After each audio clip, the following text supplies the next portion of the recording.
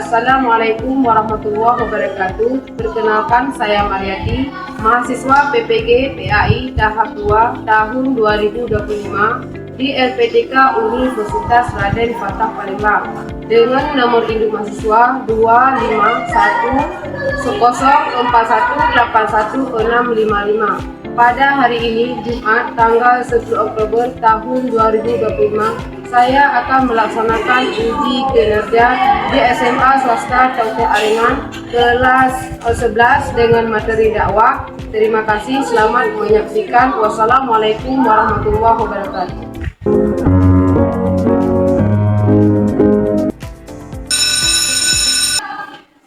Assalamualaikum warahmatullahi wabarakatuh.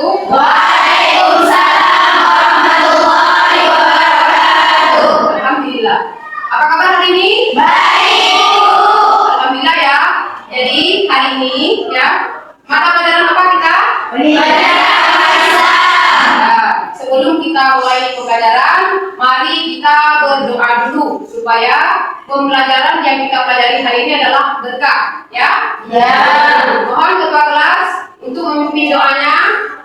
Bismillahirrahmanirrahim. Allahumma fa'alaina hikmataka wanshur alaina min khazaina birahmatika ya arhamar rahimin.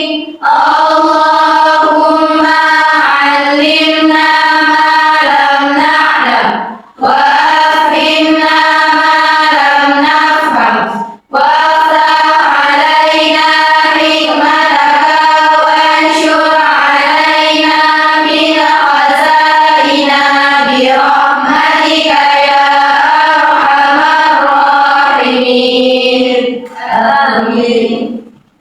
Baik, silakan Ibu. Terima kasih. Jadi hari ini Ibu mau cek dulu kehadiran. Siapa yang tidak hadir hari ini? Ada yang tidak hadir hari ini? Ada. Ada. Ya. Siapa yang tidak hadir? Ibu Asri. Ya. Asri. Ya. Kenapa keterangannya? Sakit. Ya. Mudah-mudahan nanti ke depan bisa bergabung bersama kita untuk mempelajari materi selanjutnya. Ya. Amin. Sebelum kita melanjutkan pembelajarannya, Ibu mau bertanya dulu materi kita minggu yang lalu. Masih ingat? Masih.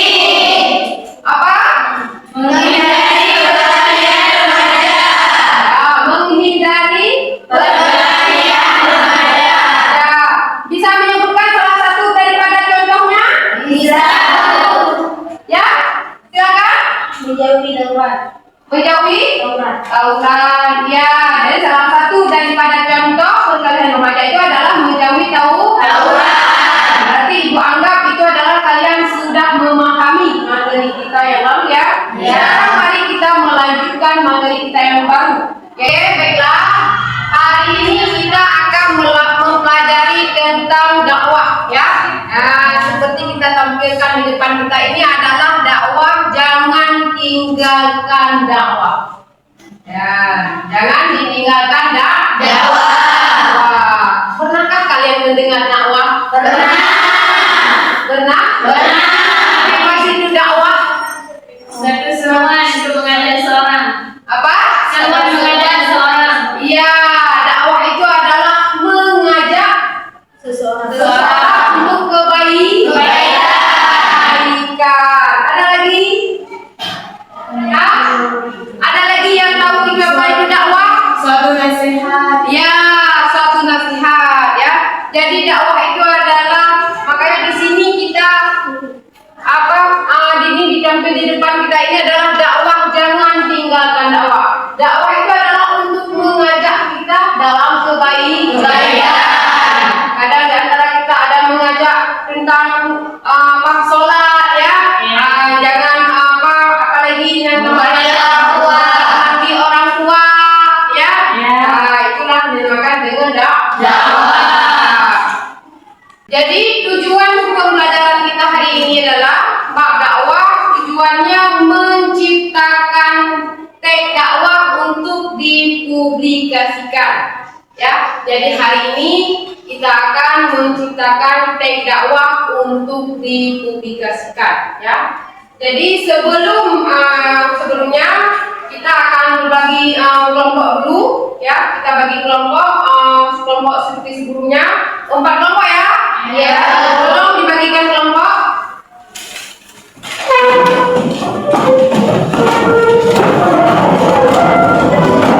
Kita mengerjakan LKPD dengan tujuan pembelajaran kita adalah menciptakan dakwah untuk kita publikasikan, ya. Publikasikan. Jadi sebelumnya mari kita mengerjakan SDG, ya. Tapi dalam bentuk soal, mengingat kita ini adalah mempelajari tentang dakwah. Ya, jadi soal yang pertama, dakwah adalah ajakan menuju jalan Allah dengan cara amar ma'ruf nahi munkar. Benar apa salah? Benar. Ya, benar. Sesuai dengan prinsip dakwah menurut ajaran Islam. Yang kedua, ya, soal nomor 2. Hanya para ulama dan ustaz yang wajib berdakwah, remaja tidak. Salah. Coba kita tengok. Iya, salah ya. Setiap muslim wajib berdakwah sesuai kemampuan. Soal nomor 3, ya. Quran surah Al-Imran ayat 104 berisi perintah agar ada segolongan umat yang mengajak kepada kebaikan. Benar. Coba kita tengok. Benar, ayat ini salah satu dalil kewajiban berdakwah. Soal selanjutnya, ya. Dakwah pintar berarti dakwah melalui keteladanan dan perbuatan nyata, ya. Benar atau salah? Benar. Coba kita tengok. Benar. Orang lain serta juga menjaga akhlak. Soal selanjutnya, ya. Khutbah hanya dilakukan oleh laki-laki dalam ibadah tertentu seperti salat Jumat. Benar. Coba kita lihat. Apa perintah tadi? Kalau salah jawab.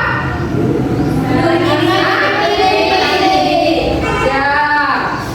Soal selanjutnya, tujuan utama dakwah adalah mencari popularitas, ya, dan keuntungan pribadi. Salah. Coba kita tengok. Salah, ya. Tujuan utama dakwah adalah mengajak manusia kepada tauhid dan kebaikan. Soal selanjutnya, semua muslim memiliki kewajiban berdakwah sesuai kemampuan masing-masing. Benar. Ya, benar. Dakwah adalah kewajiban umum meskipun bentuk berbeda sesuai kapasitas. Masya Allah, berarti pengetahuan kita tentang dakwah itu adalah luar biasa, ya. Iya. Kasih apresiasi kepada kalian.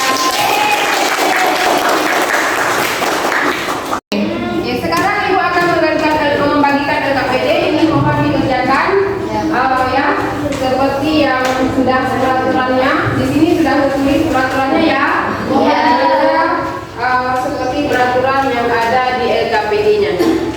Nah, di sini nanti mohon diisi nama kelompoknya. Setelah ini di sini kita tulis teks dakwah kelompok, ya. Karena nanti kita akan publikasikan, ya, sampai ke depan presentasi. Mohon bagaimana dengan kelompok ini? Sudah siap mengerjakannya? Sudah, ya? Ya, di sini, ya. Ini sudah ada peraturan di sini. Mohon dikerjakannya di sini, ya. Ya, Bu. Bagaimana dengan kelompok ini? Belum. Ya, bagaimana? Bisa. Alhamdulillah, ya. Sudah ada peraturan di situ, ya. Ya, mohon dikerjakannya, ya. Ya, tulis nama kelompok. Jangan lupa di sini ada petunjuknya. Ya, mohon segera dikerjakan karena nanti kita akan tampil ke depan, ya. Bagaimana di sini? Berarti ini diskusi kita sudah selesai. Sekarang mari kita presentasikan seperti yang kita bicarakan tadi, ya, tentang teks dakwah untuk dipublikasikan, ya, seperti tujuan pembelajaran kita. Ya, siapa yang sudah siap? Ya, mohon sediakan waktu untuk maju ke depan. Assalamualaikum warahmatullahi wabarakatuh.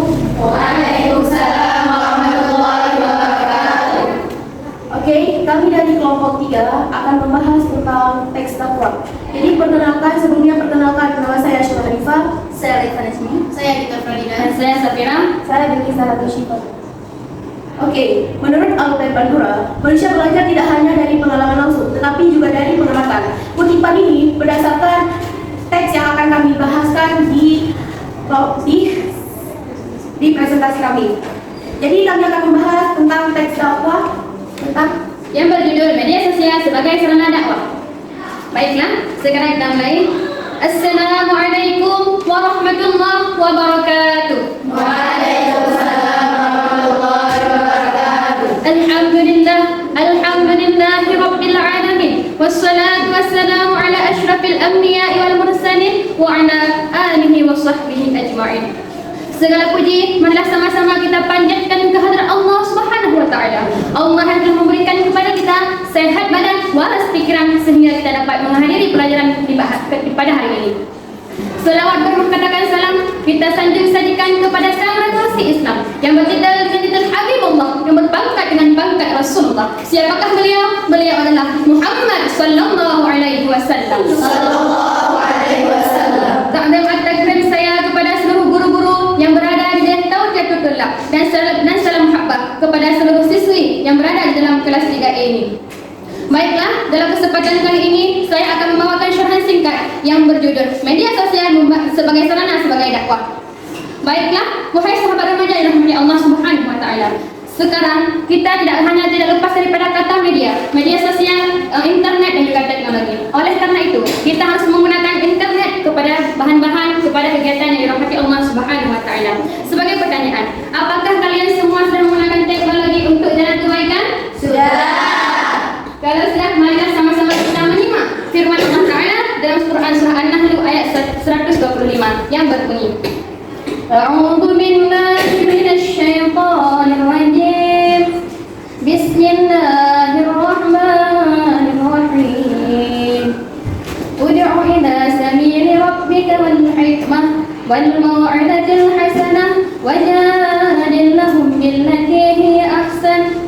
Inna rabbaka huwa a'lamu biman dhalla 'an sabili wa huwa a'lamu bil muhtadin. Shadaqallahul 'azim.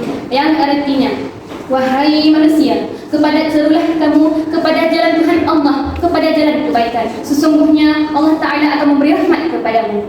Menurut ayat di atas, kita dapat mendapatkan kesimpulan bahwasanya semua remaja, tidak ustaz, tidak orang tua, tidak juga dengan orang yang sudah lansia, tetapi kita sebagai remaja, kita sebagai anak kecil juga bisa menyiarkan agama Islam.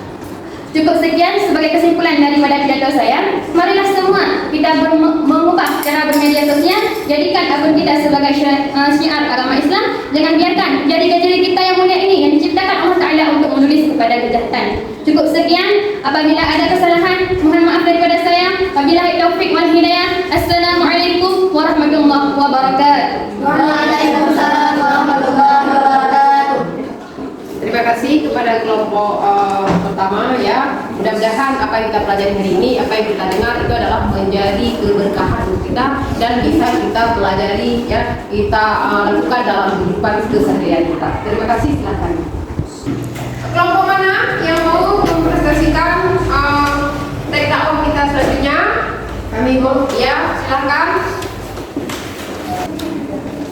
Assalamualaikum warahmatullahi wabarakatuh. Waalaikumsalam warahmatullahi wabarakatuh. Perkenalkan, kami dari kelompok 2 yang mempresentasikan hasil kerja kelompok 2 yang berjudul Sholat sebagai Identitas Remaja Muslim. Perkenalkan, nama saya Sarafila. Saya Saratul Mafira. Saya Nadia Khairah. Saya Suci Widada Putri. Saya Safira.